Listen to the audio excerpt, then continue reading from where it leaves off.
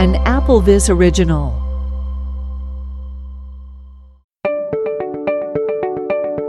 Hello there, and welcome to the AppleVis Extra. This is episode number 101. My name is David Nason, and I'm delighted to be joined by two fantastic guests from Agiga.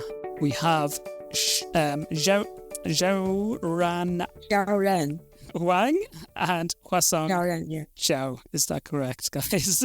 Thank you, David. Thank you for having us. So yeah, delighted. And the product you're going to talk to us about is the Echo Vision. So before we get into that though, do you want to tell us a little bit about yourselves, the company, what you do, really, and how it all came about? Sure. My name is Xiaoran. I'm the CEO. And before doing this company, actually, I had long experience building and shaping intelligent devices. I started my career at Amazon Level 6. That's the birthplace of the world's first Kindle and also the world's first Alexa. And I was actually in the early team that developed Alexa devices. And this experience gave me good exposure and got me enough experience on how to build a good intelligent device. I think that's one of the confidence I brought in when I doing this company that we can build a great product for the community. Brilliant. And obviously Alexa, a device that's very popular, being a voice-first product, very popular in the blind and vision impaired community. So yeah, that's really cool. Mm-hmm. And how about yourself, Huasong? Go ahead. Yeah, thanks, David. So my name is Huasong, and I'm an engineer by training. Before starting this company with Xiaoran, I was with Google for about 9 to 10 years. I did various software projects, and the latest one is Google Assistant, the voice assistant similar to Amazon counterparts. I've been enjoying doing software, building stuff, both hardware and software. And with Agiga, what we are trying to do is really to use our expertise built prior to this company and take that to something that we can really use to help everyone. That's brilliant. So do you want to quickly tell us what the product is, and then we can delve into a bit more detail? Yeah. So the product is called Echo Vision. By looking, it looks like a normal pair of glasses. The key feature is to articulate visual information into voices. Think about it. If you can't see this and there's someone next to you, how will this person help you? So basically, he or she is going to describe it for you, right? Or like read it out for you.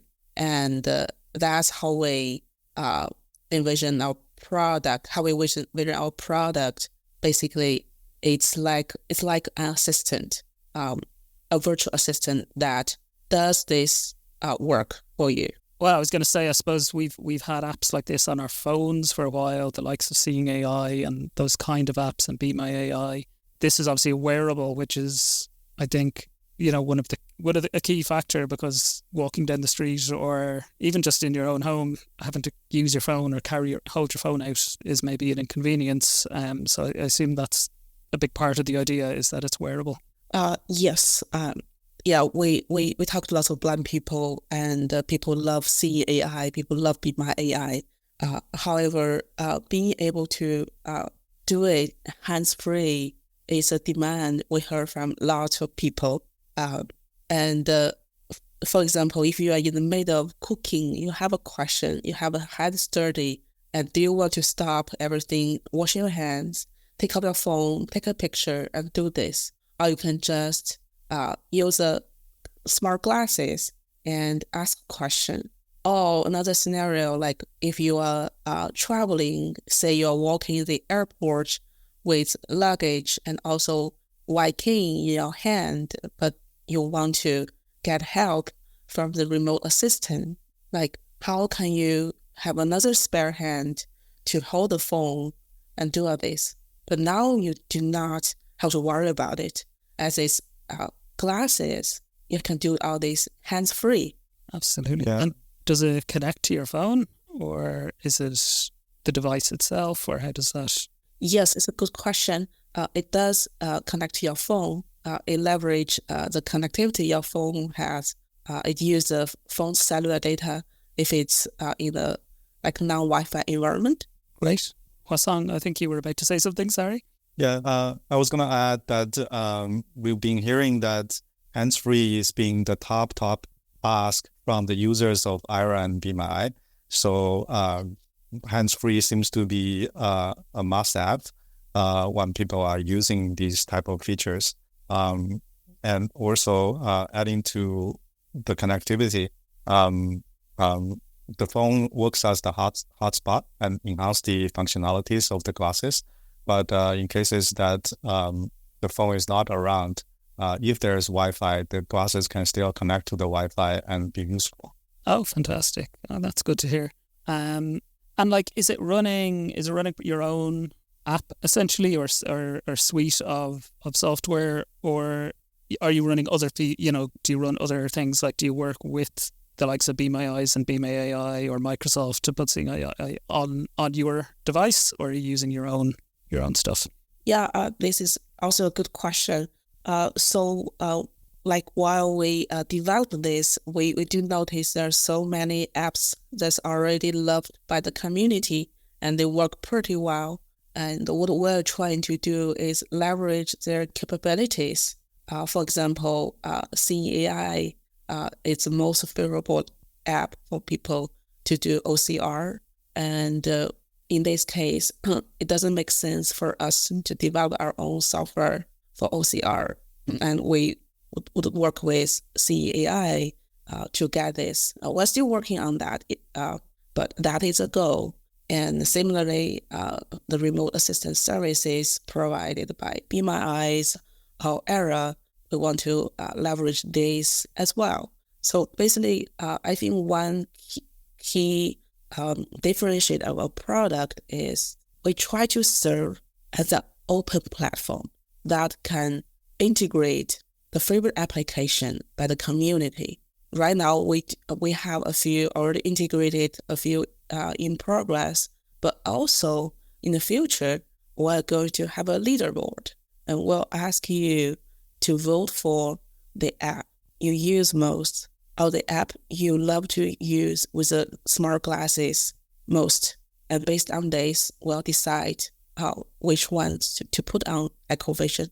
Oh, very cool. So you very much want community, I suppose, feedback and ideas for these.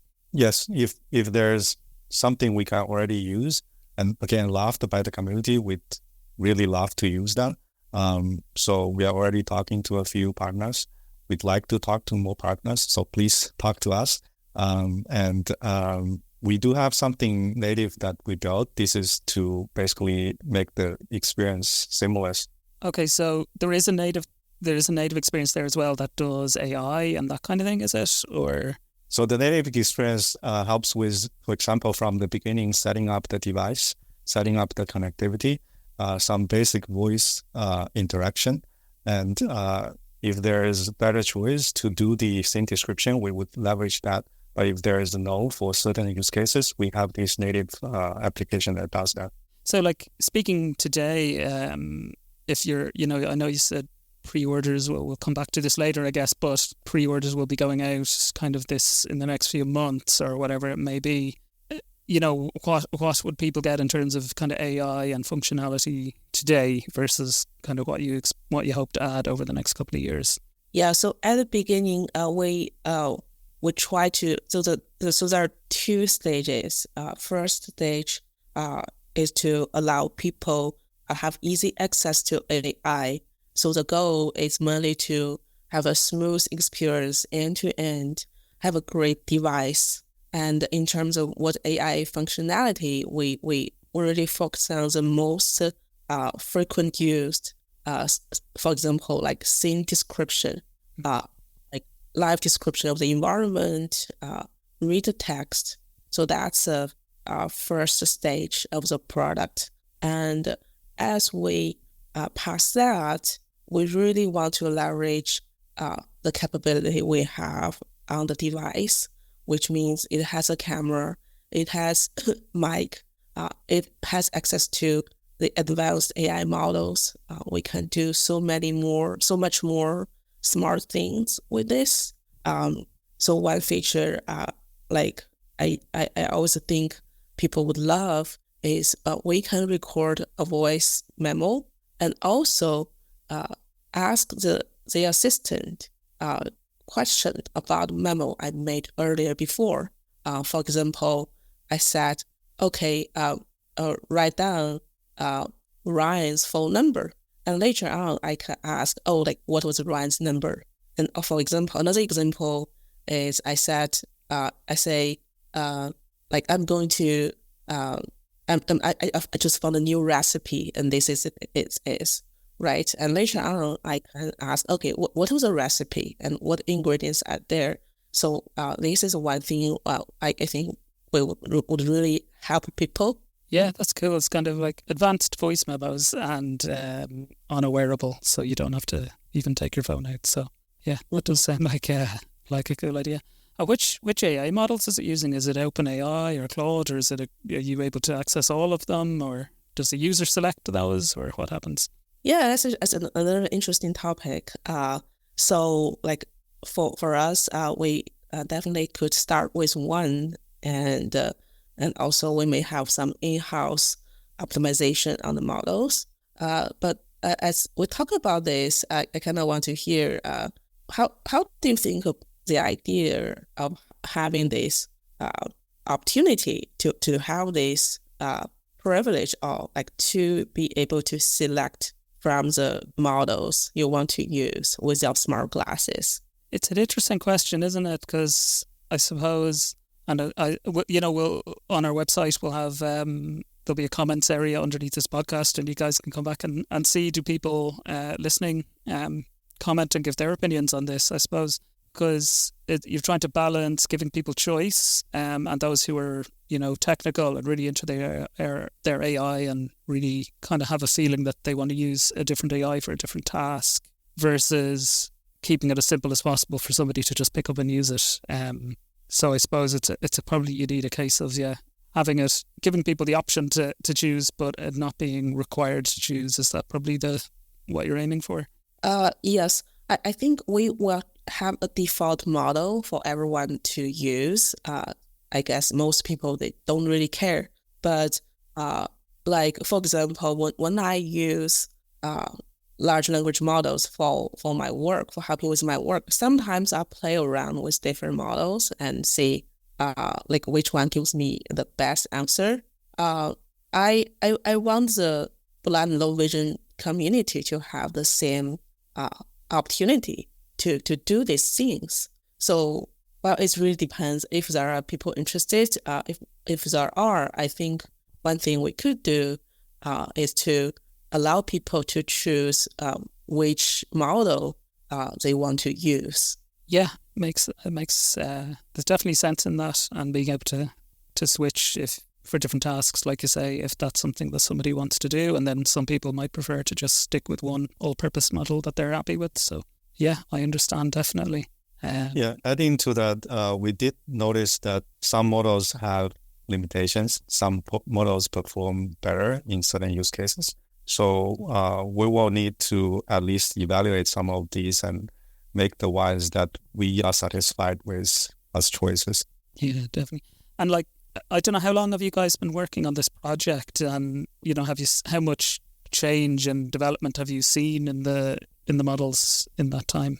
Yeah, we worked since beginning of the year. I have to say this is an area there are lots of excited program in academics as well as in the industry. You probably see it in the news as well, like the latest release of GPT 4.0.01 and same as Cloud and Llama and all those. It's a very exciting area, and actually, it's really hard to say what's going to happen in the next 6 or 12 months because everything is progressing so fast.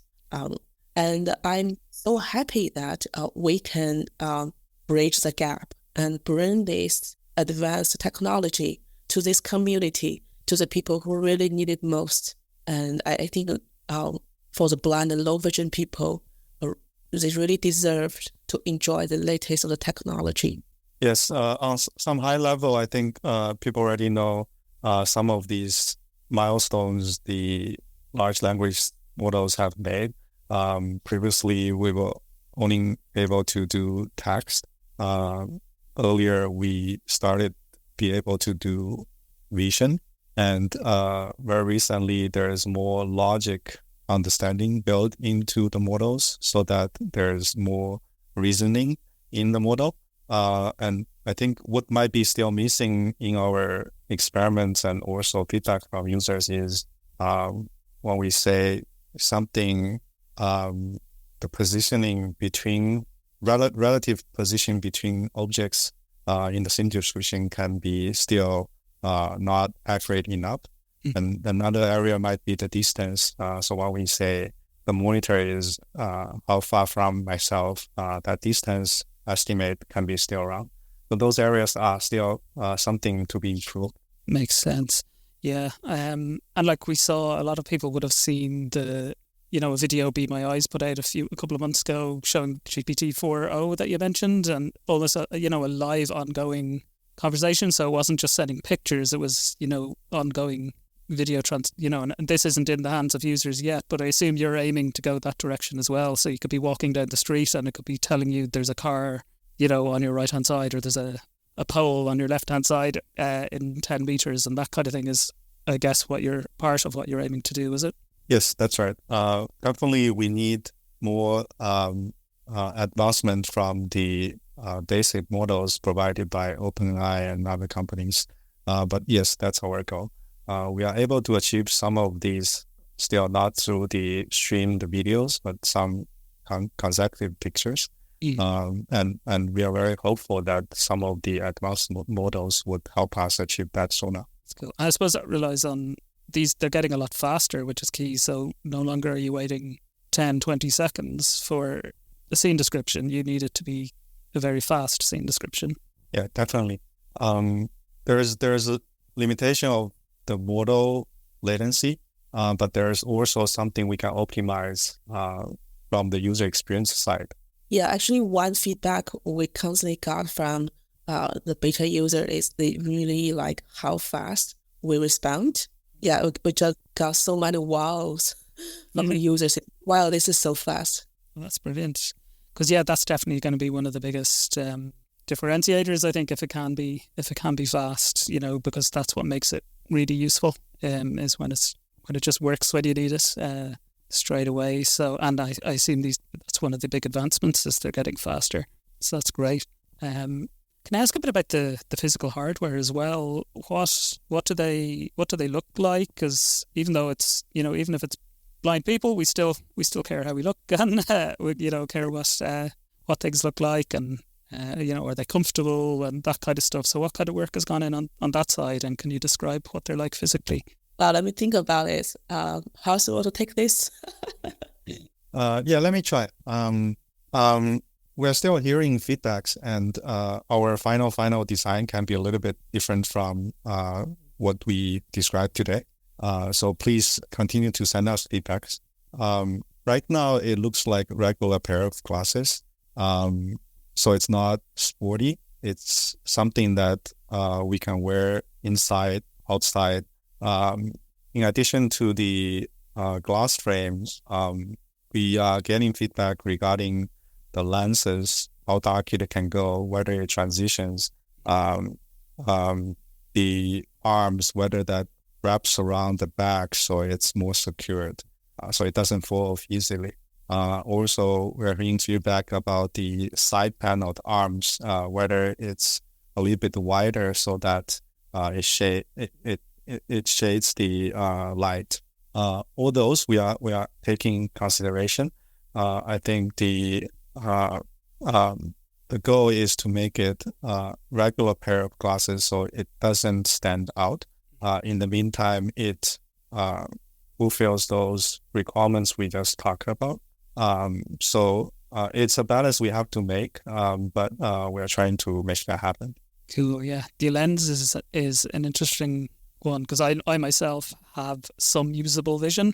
So, dark lenses, very dark lenses don't necessarily appeal to me, but then to other people, they're fine or they don't mind at all. You know what I mean? Or so kind of transition ones are probably what makes sense to me, but something else will make something sense to somebody else. So.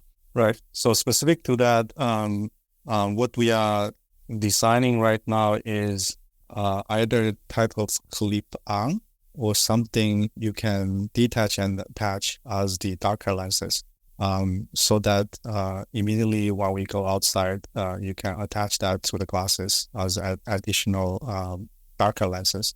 And do they have a speaker, or do you connect Bluetooth earphones to your phone to get the sound, to get the speech from them, or how does that work? Right. So it's a so-called open ear headphone. It doesn't go into the ears, but the speaker is embedded in the arms of the glasses. It's Bluetooth connected to the phone, so it can work as the regular pair of Bluetooth headset. We've been hearing some feedback regarding people wearing hearing aid, whether the audio can actually go Bluetooth to the hearing aid instead of going through the air. That's something we are still investigating. So hopefully we can have the answer to that soon. Cool, that'd be good to know. I think even for people who are just using regular Bluetooth earphones, maybe from a privacy point of view or that kind of thing, that if you're around people that maybe you prefer to have in-ear rather than these. But I assume there's not much sound leakage from them, is there, that people around you don't hear too much? Yes. Okay, very good. And you could use them just for listening to music and that kind of thing? Yeah, music, podcast like this. Yeah. Sounds good. Can I ask you actually just, I suppose, change the topic a little bit? Like, where did the idea come from, or what? Do you guys, if you don't mind me asking, have connections to the blind community, or what was it that made you decide to build something for this particular group of people, of customers? Yeah, it's a fair question. Because people often ask, like, you are not blind, Huasong is not blind. Why do you guys want to help us, right? Why do you guys do this? I think, let me talk about what I thought, and Huasong, you can share your idea. So for me, I spent a long career building all these intelligent devices, as I just mentioned, right? Alexa is one of the successful ones, and there are a few others. Like I have done, like fashion assistant. I have done smart refrigerator. I have done smart camera. I have done smart locks, and I have done different things. And doing that, and I have done autonomous driving. Yes, and doing that for like over 10 years of my career, which I did make a huge impact by shipping all these products. I still look for how can I make more impact. For example, Alexa is a great product. People love it, and it also helps the community. However, like it's more like adds on. It's more like a vitamin, right? I say, oh, Alexa, turn on the light. Alexa, what's the weather today? It's too. I mean, it's great, but I'm looking for something bigger. I want to do something that has bigger impact. And I used to work with Dr. Mark Humaya when I was at school. He is the inventor of the first artificial retina. So that's when I got in touch with this community and to see their pain and to see how technology could help them. However, there's so much challenge to try to understand how our brain works, how does optical nerve works, how does retina works, and it will be a much harder path to get that out. And as my experience was in AI, so I'm thinking, okay, what can we do? Like, can we leverage AI to help this community? And the answer is yes. But maybe my side of the story, I don't think I know this community enough. So when we started Xiaoran shared this idea, and I wasn't fully convinced. So what we started was to actually talking to our local groups of blind and low vision people. So I went to some of these, connected with them. We actually later started to serve the community by providing free WhatsApp calls so that people can call us, and we do the virtual and visual interpretation service. And I was one of the people behind the phone answering calls.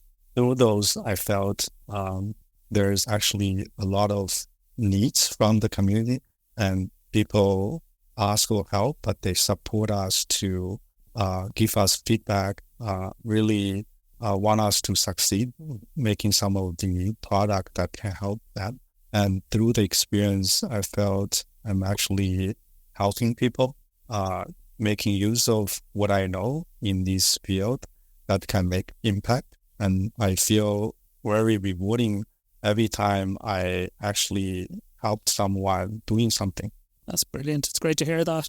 I would always say, that I think technology, and I think most people listening to this would subscribe to the idea that technology is one of the biggest, ways we bring down barriers, and that we gain opportunity as blind people to access the world the same as everybody else, and bring down get rid of those barriers that get in our way. So yeah, it's great to have stuff like this coming along, and as well to hear that you're speaking to the community a lot, and getting that feedback constantly and getting ideas, because it can be easy to come up with not easy to come up with an idea, but there's history of people maybe coming up with ideas and not doing that piece, and then creating something that doesn't work, that doesn't do what people actually need. So it's great to hear that you're very much engaging with the community on it, to make sure that it actually does something that we need it to do. Yeah, definitely.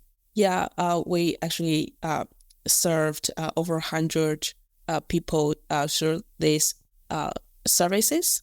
And the reason why we offer this is not to try to compete with someone else or try to make money. It's mainly to understand what's the need of the community, how technology is getting used, what other pains you have in your life. Definitely. That's cool. How do you think your product compares to things like the Meta Ray-Bans or the Envision glasses or Celeste, some of the other ones that have come along in the last year or so in particular? Yeah, that's a good list. I would say it's so much better. Our glasses may not be the best for everyone, but it's so much better for the community compared with Meta Ray-Ban, I have to say. A few things. First, I don't think anyone else have listened to the community so much as what we did. We heard people are saying, okay, first, want to read text, like doing OCR as is, not doing summary, not doing the high level thing, but read this line by line, word by word. That's one. And second, people say they want to do hands-free remote assistance, be able to use Era and Be My Eyes volunteers. And third, people feel the Ray-Ban glasses is not the most comfortable to wear. So we hear all this and lots of other feedback. I incorporate that into our products, the AppleVis smart glasses, and we are constantly listening to feedback as we build this. So I think this is a key differentiator for us compared with Meta Ray-Ban, because we really care about this community. This smart glass is built for the blind and low vision people, and so as Huasong mentioned a few times, if you have any feedback, please let us know. You can email us at contact@agiga.ai, or you can comment out below the podcast or at other AppleVis post. So we really want to hear this, and that's how we can make this a great product for you? Adding a little bit more to what Xiaoran already mentioned, I think one of the advantage we have is we are new. So thanks to all those competitors that are out there in the market, so people already saying good or maybe not so good things about them, and we got to hear them so that we can improve on those. And because we are new, so we got to the opportunity to use the latest software and hardware technologies, so we can build something that based on all those latest things. So potentially we can be the latest. Yeah, makes sense. Actually, it's always a good way to operate. Yes.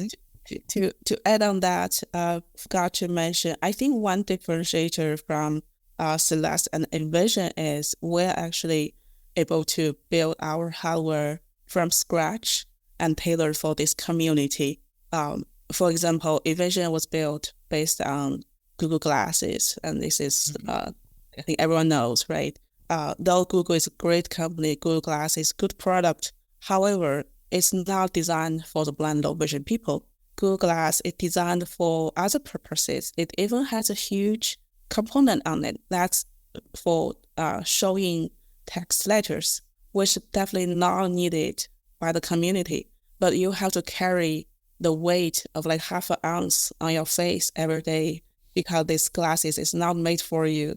Yeah, I get you. So it's very much a product that's built for a specific, built from the ground up for a specific group, as opposed to a mainstream product that's being utilized or adapted.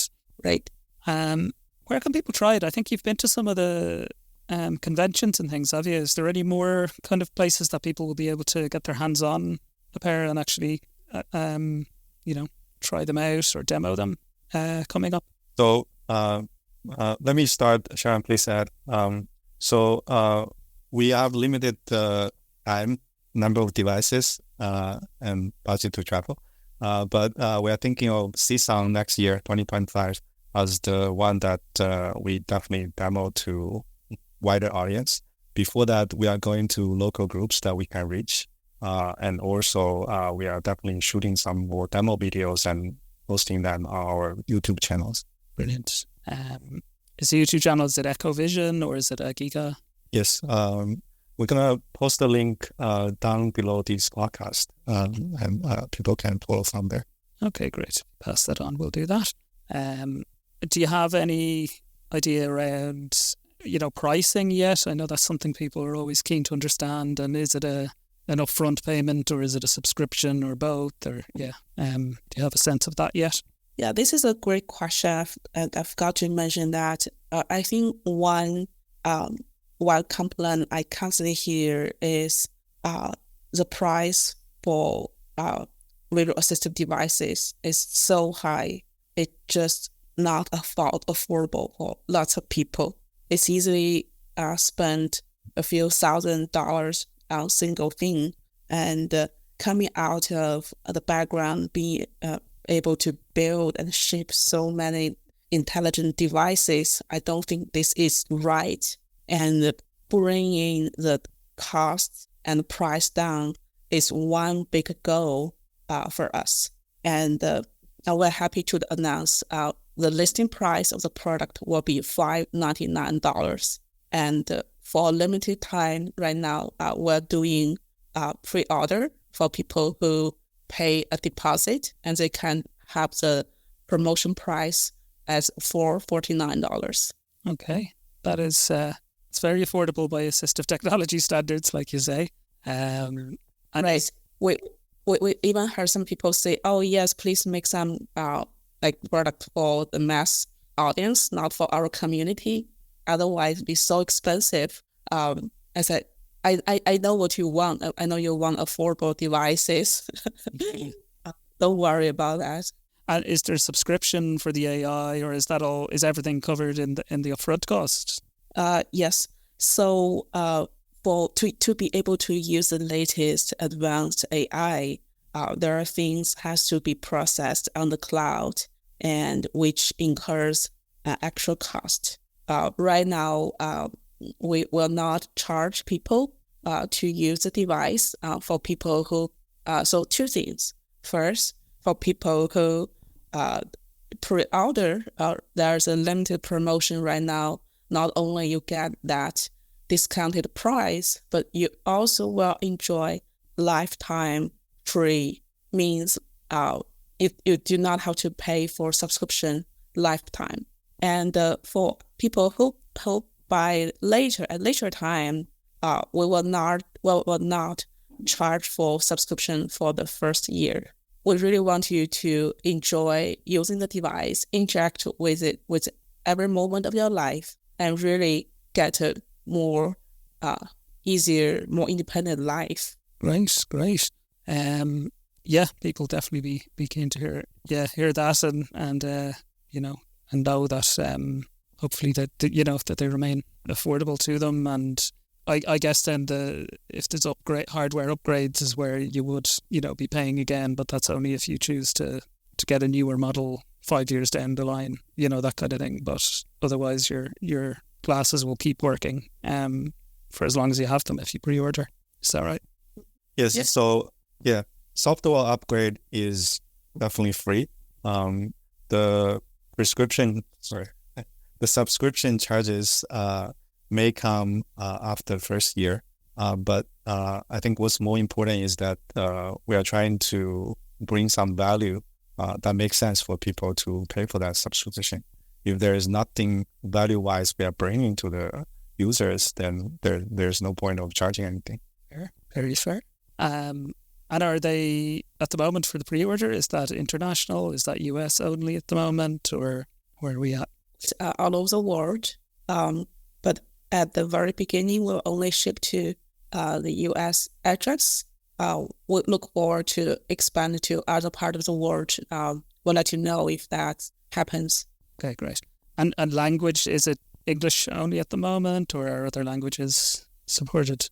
For launching, it'd be English only. But were you about to say something? No, you answered it well. Okay. And do you have an idea of, obviously you're taking pre-orders now, do you have an idea of if somebody pre-ordered today, when they would expect to get the product? Yes. So the target shipping date is Q2 next year. Okay. So that kind of coincides nicely with the target of getting to CSUN, I guess. Yes. Yeah. And hopefully around CSUN time, we would have a few more devices to give to our beta users / pre-orders to test them out. Brilliant. Absolutely brilliant. Yeah, that's all really good. Thanks, guys. Do you guys have anything else you'd like to, discuss about it or mention about the product or what's coming up? I don't know if you want to mention our website, which is applevision.agiga.ai. So it has a detailed description of the product. And also, if you're interested to pre-order, you can order from the site, or you can join our email list to hear more updates about the product. Great stuff. Yeah. Other than that, thank you, David, for your time and having us. Thank you both so much. Thank you, Xiaoran, and thank you, Huasong.